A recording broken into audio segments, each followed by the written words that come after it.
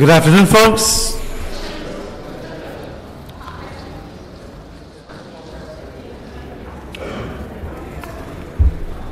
Welcome to the Planning and Land Use Management Committee.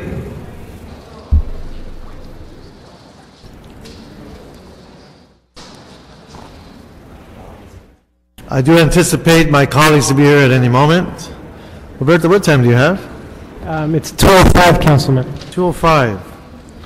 Well, let's do this. We'll wait 5 more minutes. And if they're not here in 5 more minutes, we'll begin the committee. But thank you very much. I want to welcome you to City Hall. We have several items in today's agenda, but there are quite a few that are being continued. And so let's just run through the agenda and identify those that will be continued. So those of you who are waiting, hopefully save yourself some time.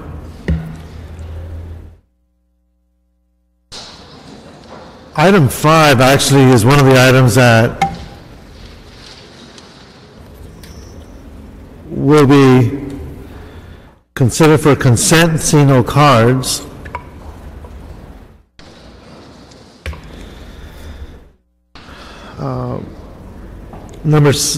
Item 6 will be continued for 2 weeks. Item 7 will be continued to Plum on March 9th, and in Council March 24th.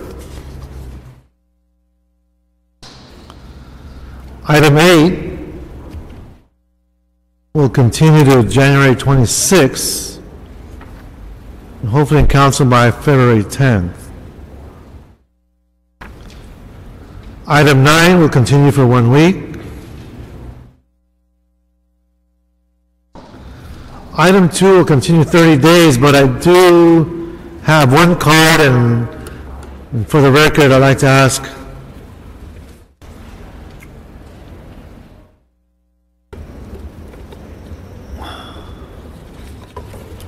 Mr. Arturo Martinez. He'd like to come on up and just state for the record his request.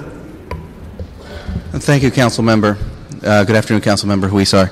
My name is Arturo Martinez. I'm here on behalf of the Overland Avenue community. Those are the residents living between Santa Monica Boulevard and Pico Boulevard on Overland Avenue. The matters before the Plum Committee with regards to a motion 082225. The residents request that motion be corrected and amended to address factual inaccuracies that are contained therein. And on behalf of the residents, I simply request that the email that was sent on the matter, as well as supporting emails, that they be incorporated as part of the record in this file. Also, I provided a copy of Appendix D, which I referenced in the email, which is an inventory of the modified street designations, that also be included in the file. And it's the intention of the community to continue to work with our council member, which is Council Member Koretz, to address the issues in this particular motion. Thank you. Thank you, Mr. Martinez. He is here on his lunchtime, which is good to say. All right. On item 5, we are moving consent, so we will be opening and closing the public hearing on that item as well. It is on a consent. So that brings us to item number 1, and Roberto, for the record, item 1. Councilman, would you like to consider Ms. Goldberg's report, item 10, or do you want to go to item 1? Okay. All right. I do not understand that Mr. Krikorian wanted to be in committee for item 1. And he is on his way, so out of courtesy to Mr. Krikorian, we'll ask Ms. Goldberg if you can please give us a report. Mr. Overham, just hold on tight a few more minutes, and we'll get you started. Thank you very much. I like the opportunity to take preference from our prospective new general manager. I wanted to just be able to give you a very quick update on a couple of things that are happening in the department that may be important to you. I wanted to let you know that the first phase of the early retirement occurred over the holidays. 7 of our staff members were notified about 2 weeks before their last day, and their last day was January 2nd. And so some of the folks that you may know who will not be seen here are Emily Gable, who headed up our urban design studio, Pat Brown, one of our zoning administrators, Jim Anguiano, who was in charge of Northeast LA, and Dave Silverman, who was one of our valley planners. And in addition to those 4 planners, we lost some support staff, including Julius Ephraim, Carmen Montgomery. And so I would like to just keep you advised as we are losing people to let you know who will not be around. We are certainly hoping that in the future we get a little more notice than 2 weeks, and especially over the holidays it was especially difficult. Some of these people were on vacation and actually never came back. So that's going to be a loss to the department, but because of the loss of the members of ERIP and because of the classifications that we're losing, we are immediately embarking on a plan to reorganize our department. And you've heard me talk in the past about reorganizing around geographic areas, and in fact we have already reorganized our Valley office some time ago to have full teams for both North Valley and for South Valley. We had hoped to have 5 teams downtown that would represent the other 5 area planning commissions. The reduced staff has caused us to rethink the reorganization, and so now we will be creating 3 full geographic teams in the downtown area, and we're going to begin working on that geographic redistribution over the next few months, and I will keep you updated as to our progress. We think that this will help us with efficiencies and will also help us to make sure that all of our staff is cross-trained and better able to handle the range of duties in the planning department. So I wanted to tell you about that. I also wanted to tell you that you will recall that we have had a number of discussions around funding for the planning department, and in fact we were successful in getting a new fee schedule adopted that brought the fees for development a little closer, not all the way, but closer to full cost recovery. And the development community and the city council saw that as a way to be protected from the ups and downs of the general fund. We also, when that ordinance was adopted, talked about making sure that those funds were in a protected special fund so that they could only be used for the work that the development community was paying for. The city attorney has finished that ordinance. It's been over there for a while, and so we expect in the next few weeks to have that at city council, and we're anxious to get that through. That was part of the commitment we made to the development community when they supported the fee increase. So I wanted to let you know that was happening. I also wanted to be here today to help to welcome our new council member. We are very excited at the prospect of working with Council Member Krikorian, so we're happy to have him here and to be a part of our land use team. So thank you. Thank you, Director Goldberg, and I also want to recognize and welcome Mr. Krikorian to the committee. And we currently just heard from our planning director. We went through some consent items and some items have been continued. But I understand you wanted to be here for item number 1, so we held off a little bit to make sure you were here.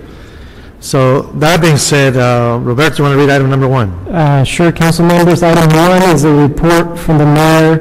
It's related to the appointment of Mr. Robert R. Bud Obram as the general manager of the Department of Building and Safety. So we'd like to come to the microphone and hear from our new candidate for new candidate this with your department. blessing. Yes. First, I want to welcome you. I know you've been with the mayor in different capacities, and look forward to working with you. But what I wanted to do is just first, if you can share a little bit about yourself for the committee, I can follow with some questions. Well, I'm happy to talk about myself. I know all of you, and I think all of you know me, even the newest council member, Paul Krikorian. I actually go back further with him than I do any of you, because... Thanks for the warning. I remember when he lived in Burbank, and I was always hopeful that he would run for the Burbank City Council, but he chose different callings. So I think you know me. I have had a long career in public administration, having been worked in 4 cities: Simi Valley, Burbank, Monrovia, and Downey. City manager of 3 of those, and actually came to work for the city of LA in the Hahn administration as CEO of the redevelopment agency in the Hahn administration. And then when Mayor Villaraigosa was elected mayor, he asked me to come over to his office as deputy mayor, and I was thrilled to do that. And it has been a wonderful ride. But as you can well imagine, the mayor's office, a very demanding ride, and I am very interested in focusing on that part of economic development that I enjoy the most, which is real estate development, the bricks and mortar part of it.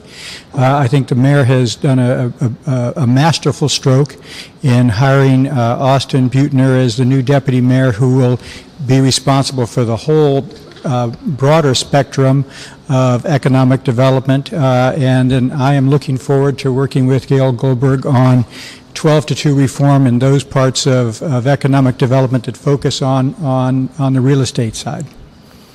Great. In terms of, and you touched on this in your presentation, but are there any specific goals as manager for the department that you have thought through or would like to share with us? Well, I think the first one that's the most important to me is the development reform that I mentioned, working with Gail Goldberg in trying to do a better job of being client-oriented to streamline or improve the city's development process. But there are other areas that also concern me a lot. I am, in this budget crisis, extremely concerned about the fiscal integrity of not only the department, but the entire process. I think building and safety has been hit very hard by this budget, and economic client and building and safety is also hit. So I'm very, very concerned about that and how we're going to cope with that. Now, which leads me to a third point, which is the area of code enforcement. To a very large extent, case management, case processing is in the enterprise fund and is fee offset. But general code enforcement comes out of the general fund. And I think code enforcement is phenomenally important to the community. In the redevelopment agency, I was responsible for eradicating blight. And I always thought if there was a better job of property management, of code enforcement, there wouldn't have been so much blight to start with. And the work of the redevelopment agency would have been a lot better if there had been better code enforcement over the years. I look back at the sign ordinance. I think a lot of the justified community reaction against signs in this last couple of years has been the result of illegal signs, not the result of the legal signs, but the result of the illegal signs, and everybody's had to pay a price. So I think development streamlining, fiscal integrity, and code enforcement would be very high on my list. One of the areas of concern, and you've mentioned it, is this whole process of enforcement. And of course, the billboard issue has risen to a level of real passion and anger because of what has happened to neighborhoods. And a lot of that, I think, has to do with the lack of enforcement, as you said. The discussion tomorrow on medical marijuana dispensaries is going to also lead to this notion of enforcement and how we deal with those that are no longer considered legal. What I would like to see in the future, assuming everything goes before the council the way it should, is a very clear presentation and or strategy on how this enforcement arm will be exercised in the department. How we look at the geography of need in terms of implementation and how we prioritize these policies in enforcement. I think that'll give us a sense of how we weigh our capacity when we start picking and choosing what our personnel can and cannot do, given all the retirements and cutbacks that we foresee in the future. And it's something that we'll just want to ask of you, and might be one of the report backs, invite you to the committee and share that strategy with us, I think would take us a long way in terms of how we engage our constituency and how we see ourselves becoming part of the solution instead of compounding the problem. In terms of economic development and being creative, how do you see yourself working with the CRA and the planning department, understanding that you're the implementation arm of much of our codes and our policies? What do you see in your crystal ball? Well, in terms of the economy, it's really hard to have a crystal ball because we don't know exactly when the recovery is going to play out. I go through life as an optimist. My glass is always well more than half full. I think that we'll be seeing the recovery. I think we'll be seeing an uptick in economic activity before the end of 2010, and I'm hoping for not a full recovery, but a much stronger 2011. But I think that the main thing for us is to use this respite. Right now, building activity is down. I watch those numbers very carefully. In the best years of the Villalobos administration during the first term, we were running at about $5 billion a year in new construction. As of the end of December, we were $1.1 billion, so we're going to be about a $2 billion year this year compared to a $5 billion year 3 years ago. So development is down, but it's a great time for us, several things. It's a great time for us to improve our systems, to take the 12-2, make that real so that when the uptick does come, we're better prepared for it than we were during this immense building boom during the last 4 years. And the smart developers are still processing projects. I mean, the smart developers are also using this time to tee up their projects and be ready to go so that when financing does return to the commercial markets, they are ready to take advantage of it. So I think what you're going to have before you, hopefully in the not too distant future, is a new CEO of the CRA. I think that'll be a very important appointment for you to consider. And I think Gail and I have an excellent working relationship. So I am thrilled that in the 12-2, Gail and I are the two in the 12-2, and so I think you're going to see an excellent working relationship between building and safety and the planning department. And when we hire a new CEO, I'm sure that the mayor is going to bring to you a candidate who's going to join that team. Thank you, sir. Councilman Wisar, any questions? Welcome. I think this was an excellent choice by the mayor to lead this department, and I do hope that you focus on the 12-2 program. I've been on council now for about 4 years, and we've been talking about it quite a bit, and it's time that we actually do it. And I know we're understaffed in many ways, but this is a good opportunity where we don't have all those applications coming in. We actually spend a little staff time in reviewing how we could better improve our development processes internally. I think with the charter changes that were made a few years back, we allowed for a cohesive approach for development in Los Angeles with various opportunities for public input. But what I see, and people thought that would be a bottleneck for development in Los Angeles, but really the pieces, once it gets internal to the city and within our own departments, that we see those huge bottlenecks. So I hope you really do focus on that, and right now is the time to do it. I think Gail Goldberg has done a marvelous job on how the city better approaches planning for the city.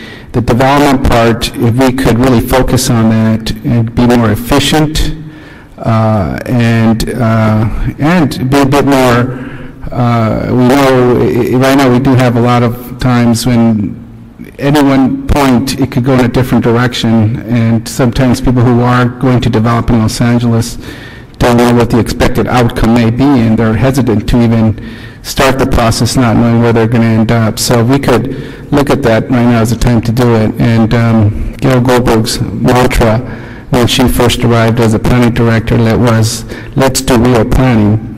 And I think it's time for all of us to really focus on the 12-2 agenda item and get that done in the next few months. Thank you. Thank you. Thank you, Councilman Wisar. Councilman Krikorian. Thank you, Mr. Chairman, very much, and Mr. Overman, welcome. Welcome to you. Yes, thank you. I couldn't be more delighted to have you as our appointee for this position. As Mr. Overman mentioned, in a previous life when I was serving on the school board in Burbank, I had a very good, positive, close working relationship with Mr. Overman when he was city manager of Burbank. It was a time when Burbank faced a great deal of challenges.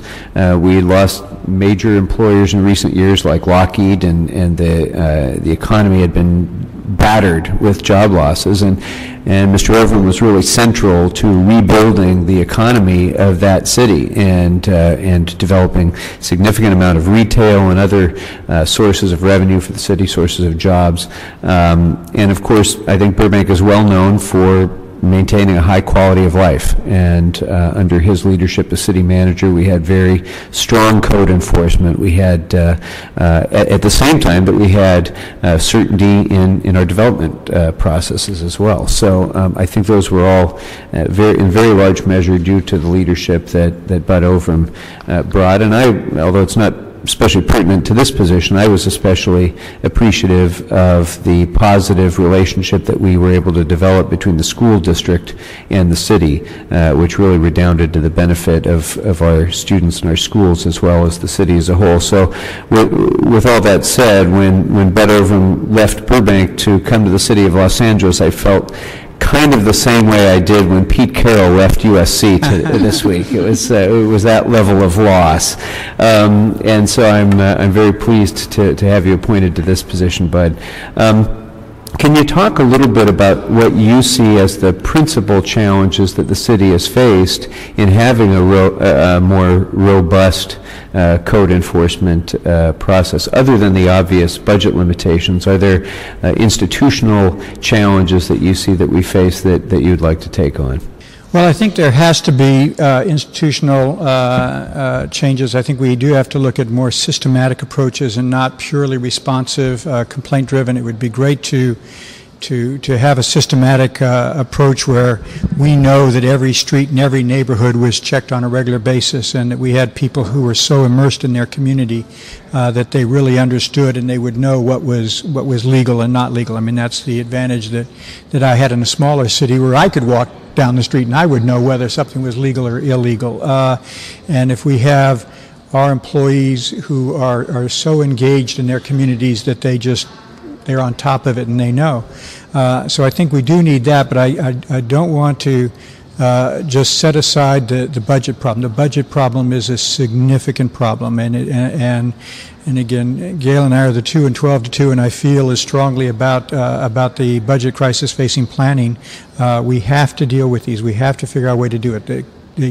In planning, where they're the most vulnerable is on the community plans, not the project, not the case processing. Case processing is done through fees and is offset. But good planning, to do real planning, is the community plans. I think that's the most important thing, and that's paid for by the general fund. On the LADBS side, building inspectors and all of that, for the most part, is paid for by case fees, but code enforcement is paid for by the general fund, and it's the general fund that's it. So we have to find a way to deal with that. Frankly, I'll be coming back to you very probably, and I need to, first of all, review the fines and penalties. I don't think the general taxpayer should be expected to absorb the cost of the people who are violating the laws, and maybe we have to go back and look at the fee structure or the penalty structure so that people who violate the law are the ones who are paying for the services. So organizationally, I really want a department that knows their neighborhood so well that they really feel a part of it. They're not just city employees, but they're immersed in the culture of the community. And on the budget side, we need the resources to do the work. Well, and on that topic of being immersed in the community, how would you envision working with neighborhood councils and other neighborhood activists who are sometimes better suited to identifying the issues in the neighborhood even than city employees may be? Well, I think the neighborhood councils are integral. They are the eyes and ears of the city and the community. When I was talking about the Burbank, the advantage of being small, and a neighborhood council is the entity that's closest to it. We will never have enough inspectors to have an inspector on every corner of the city, but you can count on the neighborhood councils having an inspector on every corner of the city because they live there. So I think working with the neighborhood councils is very important. I was talking to a council member, frankly, today about a project where there was some discussion of wanting to there had been some discussion by the developer wanting to expedite the process to reduce the amount of citizen participation. And I believe, and I think a lot of people who work in this understand that every time you shortcut the process, you try to make the process faster by eliminating community participation. All you really do is make the process longer, because deal with the community now or deal with the community later. So I am all in favor of working with the community very intensely up front and not trying to interpret streamlining as a way around the community, because that, frankly, there was a time back in the 70s when developers thought they could ramrod projects through the system. Projects don't get ramrodded anywhere anymore. You have to really work with the community, primarily on the planning side, but also on the building and safety side. Thank you. Mr. Overham, we do have some folks on speaker cards, and thank you again, and we'll be listening to those who submitted their cards, and thank you very much. We'll be voting in a few minutes. So, as you come to the microphone, please give us your name and address. Just keep your eye on the clock. You got 2 minutes, and I'll call your name. We'll have Beverly Kenworthy, then Carol Schatz, then we'll have Noel Weiss. Good afternoon, council members. Beverly Kenworthy with the LA Area Chamber of Commerce. My comments will be brief. We're here to support the nomination of Bud Overham for General Manager of Building and Safety. The Chamber and its members have always had a good working relationship with Mr. Overham. He's been extremely responsive to the Chamber and accessible to our members, and we look forward to continuing that relationship in his new role. Thank you. Thank you, Ms. Kenworthy. Ms. Carol Schatz. Good afternoon. Good afternoon. Happy New Year to everyone. Welcome, Councilmember Krikorian, Carol Schatz, President of Central City Association. We are here to strongly support the nomination of Bud Overham as for the future head of Building and Safety. As many of you know who have worked with us for a long time, we have had a focus on land use planning issues for the last 20 years that I have been with CCA. And in that context, we have worked very closely with the department, and we're very pleased to see a cultural change in the department back in the late 90s under Andrew Adelman, who really did change the way the department looked at its responsibility. I think, agree, I think we would all agree, those of you on the City Council who are here today and others, that building and safety, planning, housing, these are the departments, besides the proprietary departments, that really are at the crux of job creation in the city. And how they manage their functions really does determine whether investment feels comfortable coming here or it doesn't. And in that regard, we are particularly pleased to stand in support of Bud Overham. This is a man we've worked with when he was head of CRA and as deputy mayor for economic development. He understands the importance of this department and in the job creation scheme, of the need to work and expedite projects through with proper input from the communities. I think he understands the balancing act that needs to go on there, but I think it's very important that we have someone who recognizes the economic impact of this department. Thank you. Thank you, Carol. Happy New Year to you.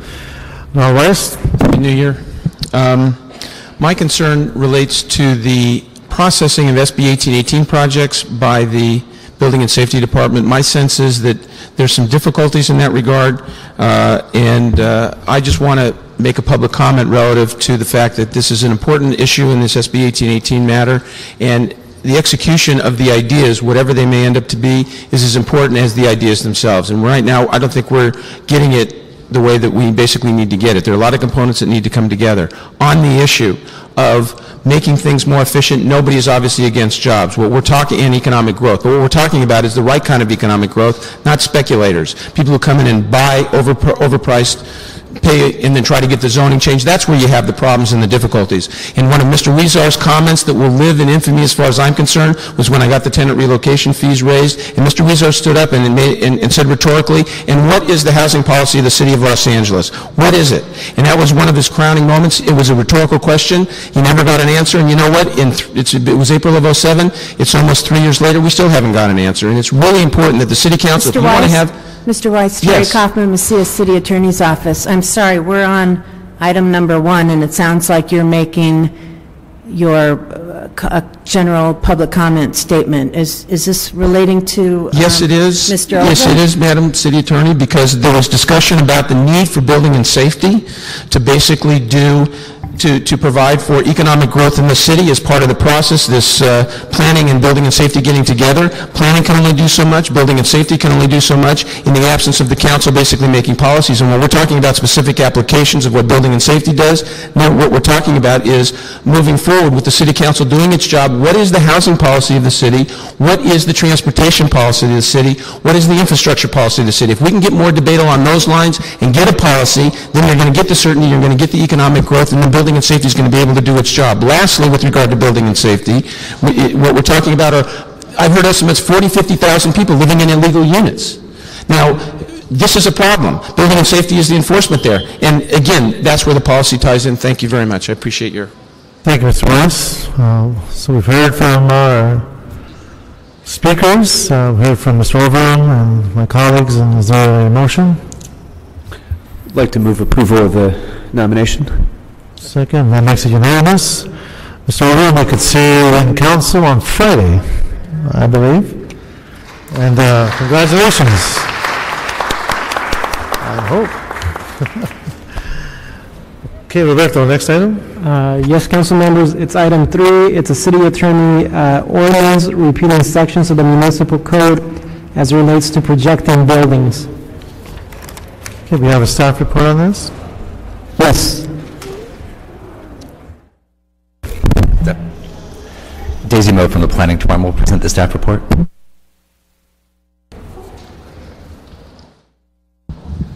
Good afternoon, Daisy Moe from the Planning Department. This non-controversial code amendment would remove a confusing and seldom used provision of the code.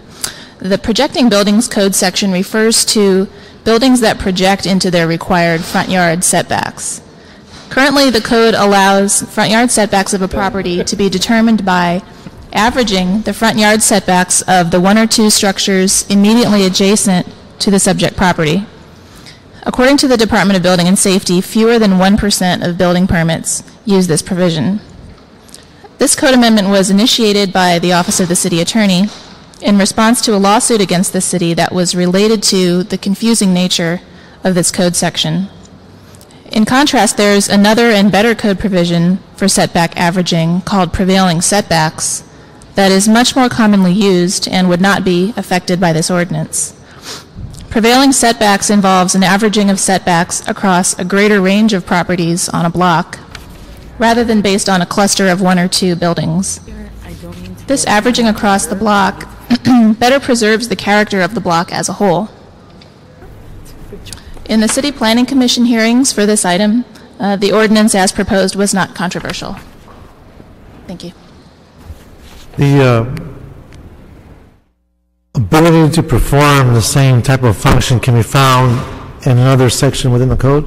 Correct, yes. Okay. Any questions for our staff? Seeing none. Thank you very much. We do have one card on this item, Mr. Robert Benson.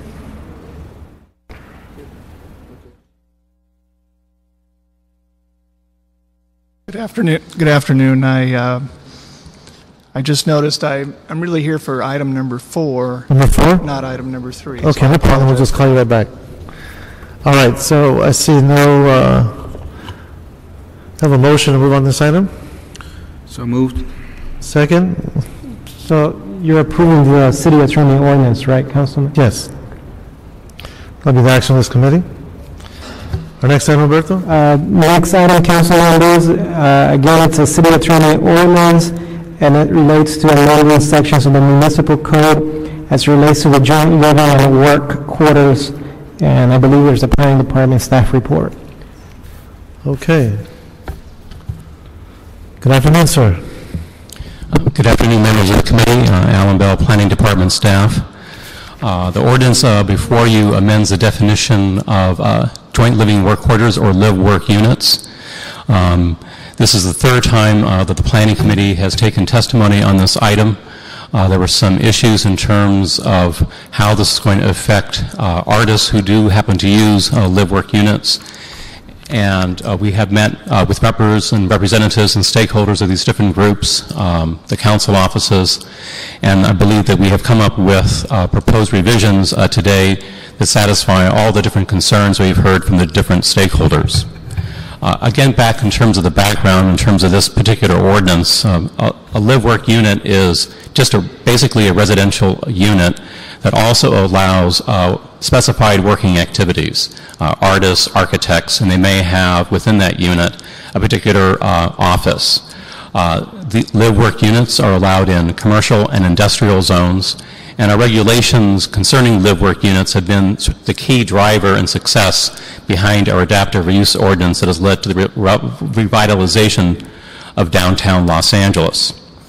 Currently, the zoning code defines a live-work unit as 2/3 commercial space and only 1/3 residential space.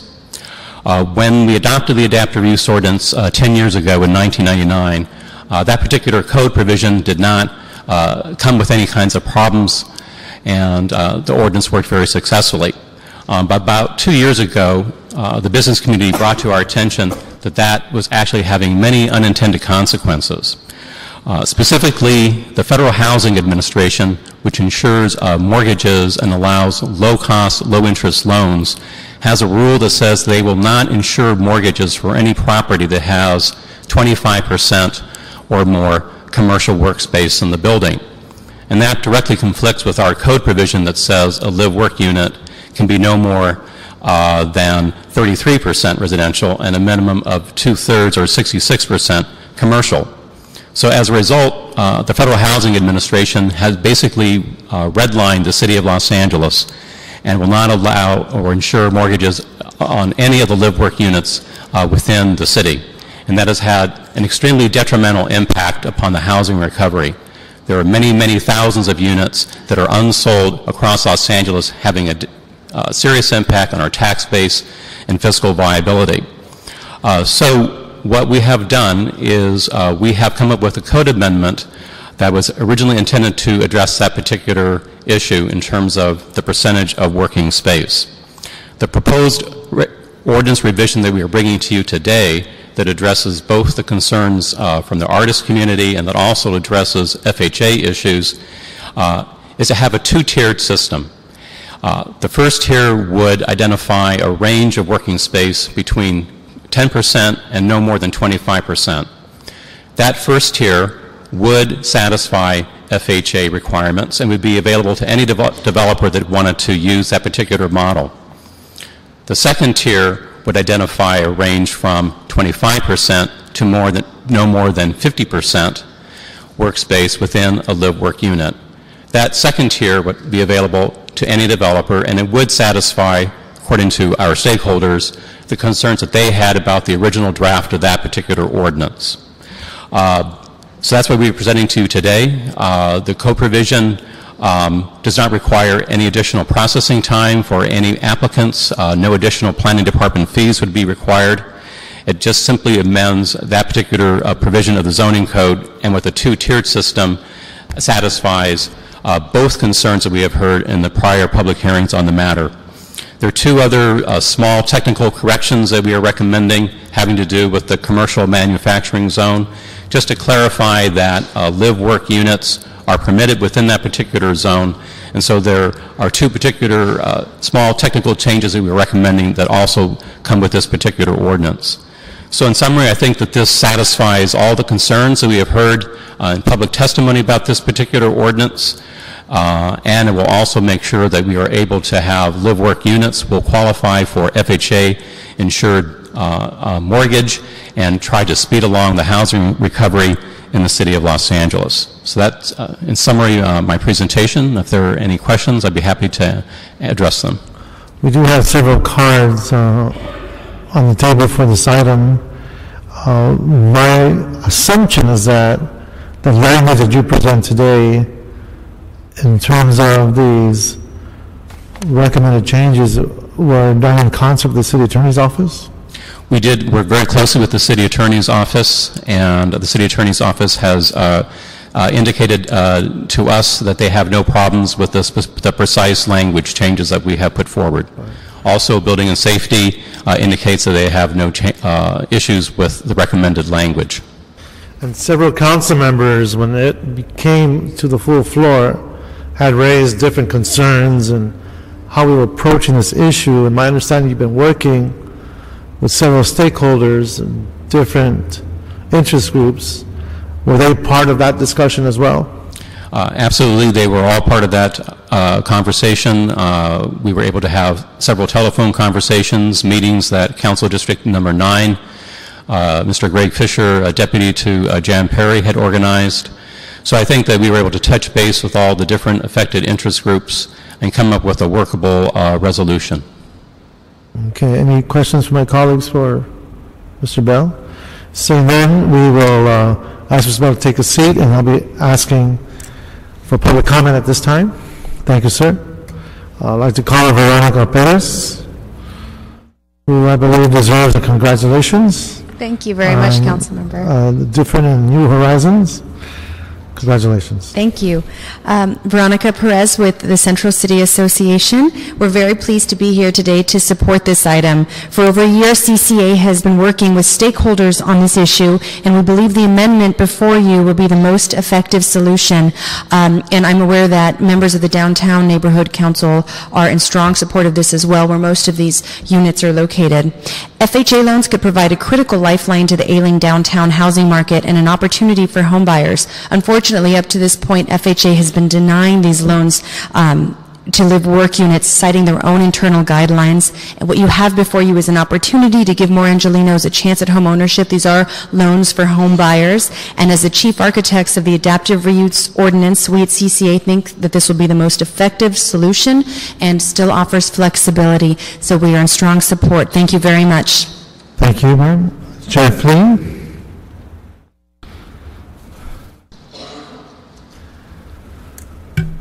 Good afternoon, sir.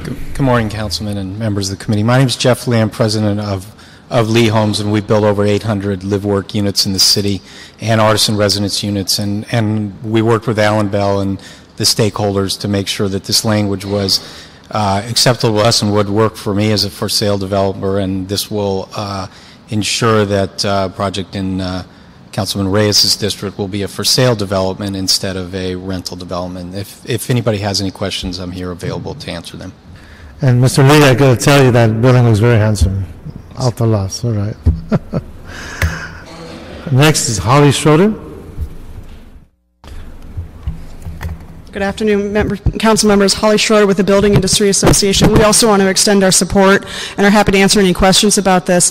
FHA financing is really important. It's really one of the only financing mechanisms available for a lot of wishful home buyers today. This really has been a way of resolving a definitional issue and conflict between the federal guidelines and our local code, and we think that this compromise really meets the needs of all stakeholders. So we urge your support. Thank you very much. Thank you, ma'am. Tracy Stone and then Steve Appleton. Good afternoon, community members. My name is Tracy Stone. I'm an architect. I'm also the chair of the Elysian Valley Arts Collective, and I have used this ordinance myself to create my own live-work situation. So I'm here to thank a number of people. I wanted to thank the Planning Department for working hard to include all of the constituencies in this process. I wanted to thank you, the members of the Plum Committee, for giving us the time, especially Councilmember Reyes, to work with everyone. And I wanted to also thank Councilmember Alarcon and Councilmember Garcetti for supporting a reasoned and reasonable process for all constituents. So I very much support this. Thank you. Thank you, ma'am. Thank you for taking the time. Steve Appleton, and then Robert Benson. I think it's a congratulatory party. I'm in the same boat as everybody else. And I want to say that the issue of this question of FHA financing, in fact, federal guidelines and how they impact local codes, it's not a trivial matter. And I think that there were significant things to work out here, and we all need to keep an eye on whether what's happening at a federal level and what we're offered corresponds well with our interests. And in this case, there were some real issues. I really want to thank Councilmember Reyes in particular for recognizing that the debate from the floor raised by Mr. Alarcon, which I think was a good and interesting, important set of questions, necessitated another look at this. And in the meantime, we've had a chance, all of us, to work on it. You're hearing the same thing.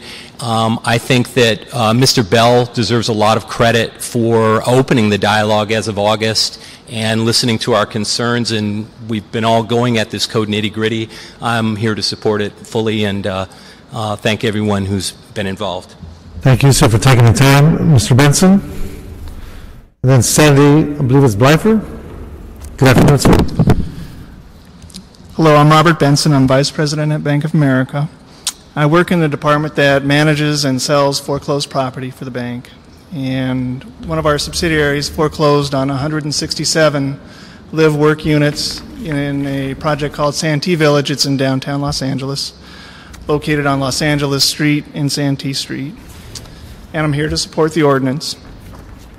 Santee Village had 49 units sell and 167 that didn't. Those are the ones that we foreclosed on.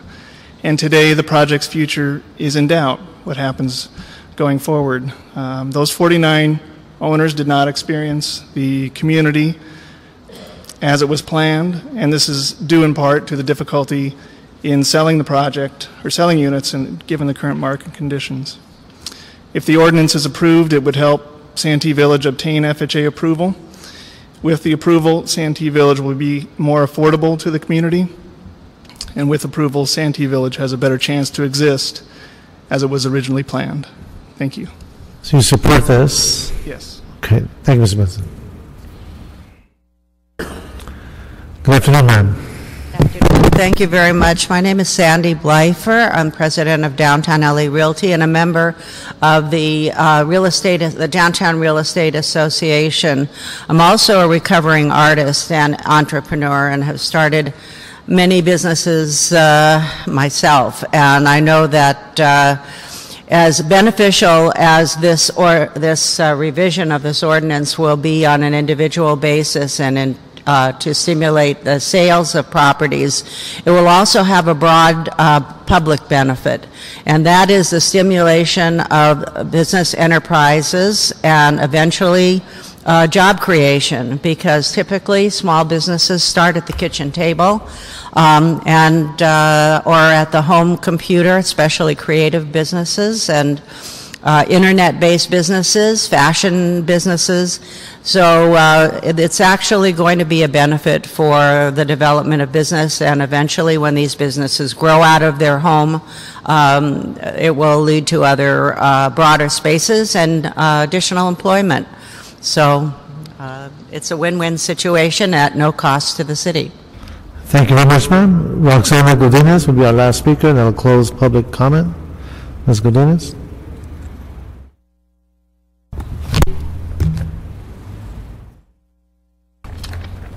Good afternoon. My name is Roxana Godinez. I'm associate to Lofeway, a real estate office in the downtown area, and I'm in support of the proposed revisions here. It has been, the last year, it has been very, very difficult to obtain financing in a lot of the buildings in the downtown area due to the first financial climate, but second is provisions that are inherited with the land.